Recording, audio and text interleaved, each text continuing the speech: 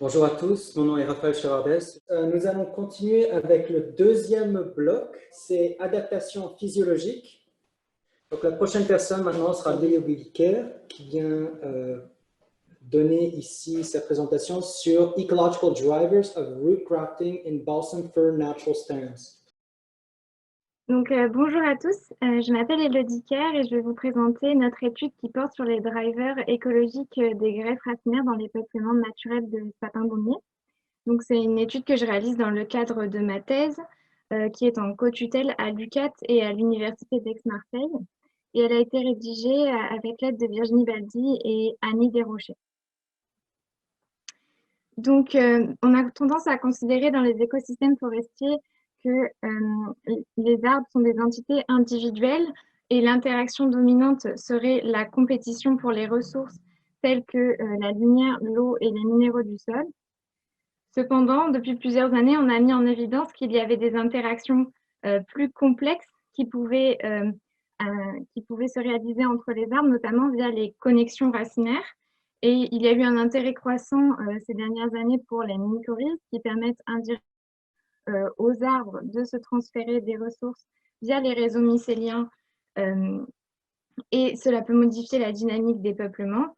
Cependant, il y a un type d'interaction qui est beaucoup plus direct et qui est souvent négligé dans l'étude des dynamiques de peuplement, c'est les greffes racinaires. Donc les greffes racinaires, je vous en ai mis une photo ici en haut à gauche. Donc elles résultent de la fusion des tissus vasculaires de deux racines issues de deux individus différents et généralement appartenant à la même espèce.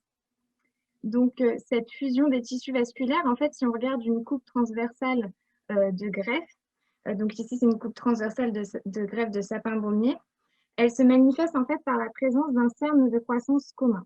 Donc en fait, ici, on constate que les deux racines se sont d'abord développées individuellement et ont produit chaque année un anneau de croissance, puis qu'elles se sont rencontrées et qu'il y a eu abrasion de l'écorce, puis fusion des tissus vasculaires et formation d'un anneau de croissance commun.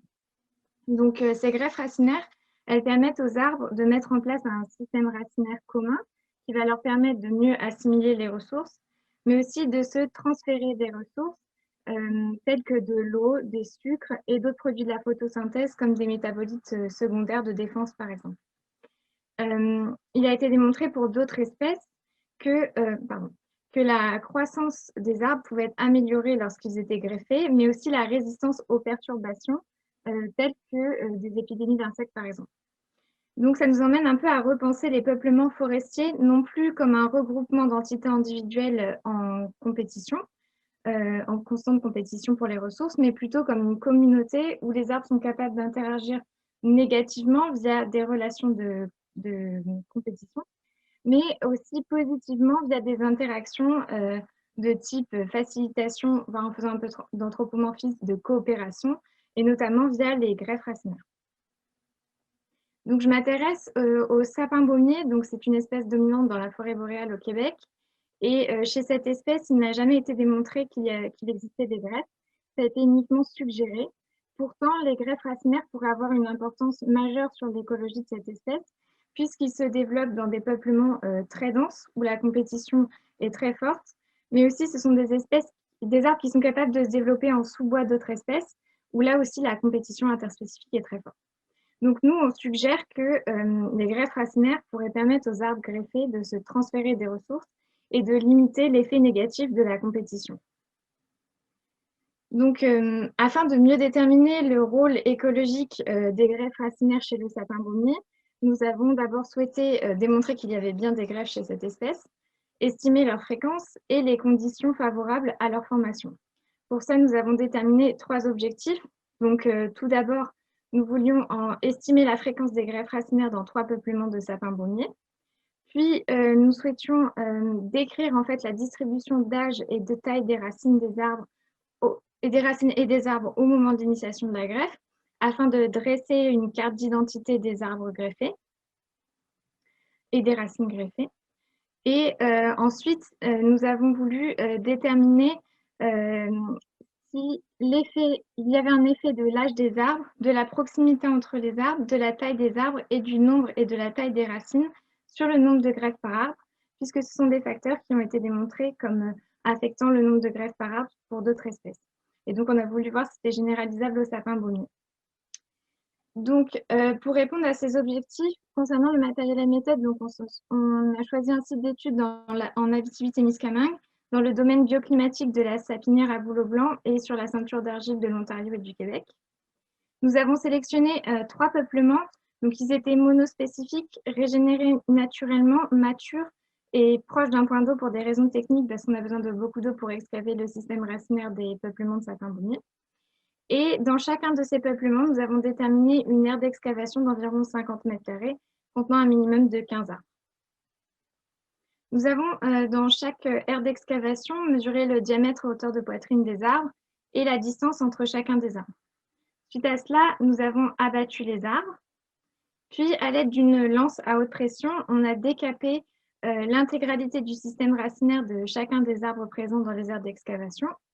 Et ainsi, nous avons pu compter le nombre de racines par arbre et le nombre de greffes par arbre. Suite à cela, l'ensemble des greffes a été collecté et ramené en laboratoire, ainsi que des galettes de chacun des troncs de chacun des arbres et des racines ayant un diamètre supérieur à 2 cm. Ensuite, en laboratoire, grâce à la dendrochronologie, nous avons estimé l'âge des greffes, des arbres et des racines, notamment en interdatant les galettes de tronc et les galettes de racines. Donc au total, on a excavé 125 arbres et 698 racines. L'âge des peuplements était très variable. Le premier site, le peuplement avait 36 ans, le second site 51 et le troisième 74. Et la densité, elle aussi, était très variable et elle diminuait, notamment avec l'âge des peuplements. Donc, concernant les résultats, pour notre premier objectif, donc en fait, on a pu déterminer qu'il y avait bien des greffes chez cette espèce. Et c'est la première étude qui démontre qu'il y a des greffes chez les sapins baumiers. Nous avons excavé au total 58 greffes pour 45 arbres greffés. Ça correspond à 1,3 greffes par arbre en moyenne. L'âge des greffes était en moyenne de 14 ans. Et même si la densité et l'âge des arbres variaient en fonction des sites, on a constaté que le pourcentage d'arbres greffés, lui, était constant. Il était en moyenne 36% d'arbres greffés dans chaque peuplement. Donc, nos peuplements étaient fortement interconnectés via les greffes racinaires. Donc ensuite, concernant le deuxième objectif, j'ai voulu dresser en fait en quelque part une carte d'identité des arbres et des racines qui étaient greffés. Donc ici, je vous ai représenté le pourcentage d'arbres greffés en fonction de l'âge des arbres au moment de l'initiation de la greffe. Donc on a observé que l'âge des arbres au moment de l'initiation de la greffe pouvait varier de 15 à 106 ans. Et en moyenne, l'âge des arbres greffés au moment de l'initiation de la greffe était de 38 ans. Donc, même s'il n'y a pas de significativité même si la distribution relative du pourcentage d'arbres greffés ne varie pas en fonction de l'âge des classes d'âge choisies au moment de l'initiation de la greffe, on a constaté que globalement, 71% des arbres se greffaient avant 45 ans. Donc ensuite, je me suis intéressée à l'âge des racines et à leur diamètre au moment de l'initiation de la greffe. Donc ici, on a le pourcentage de racines greffées en fonction de l'âge des racines au moment de l'initiation de la greffe et en fonction du diamètre des racines au moment de l'initiation de la greffe.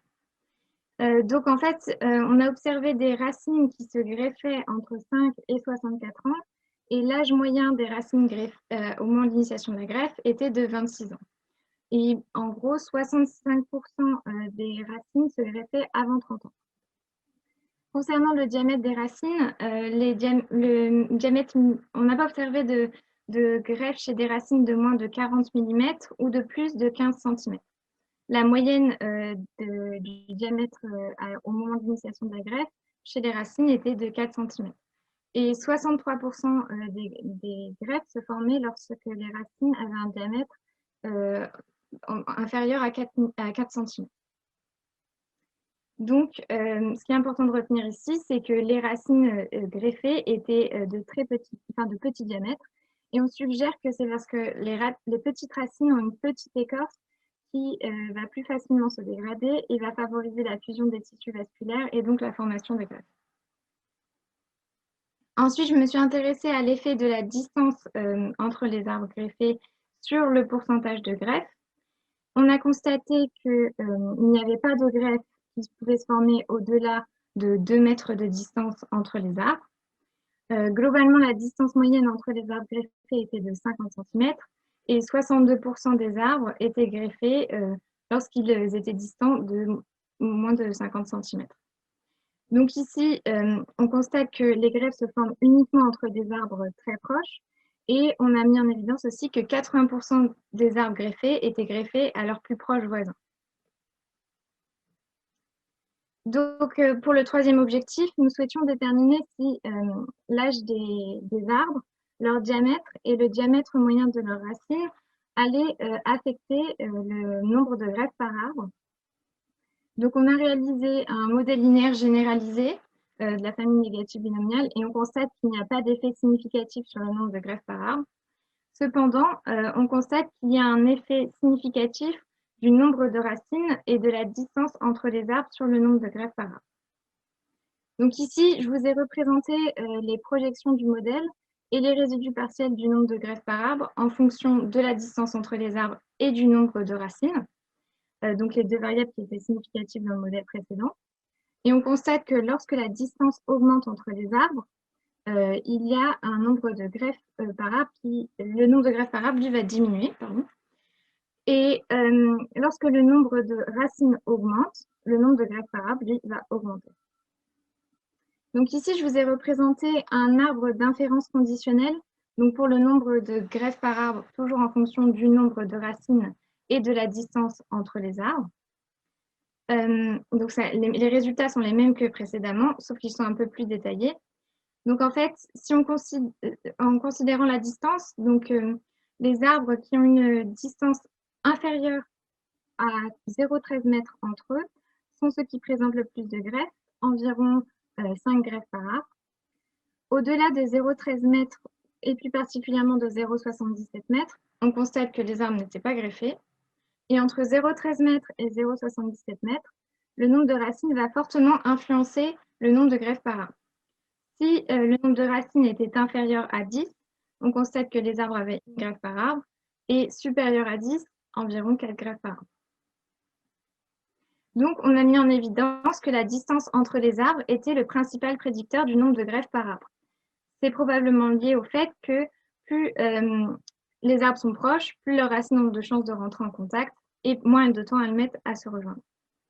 Enfin, il a été suggéré que la proximité des arbres favorise l'abrasion mécanique des racines et donc la formation des greffes.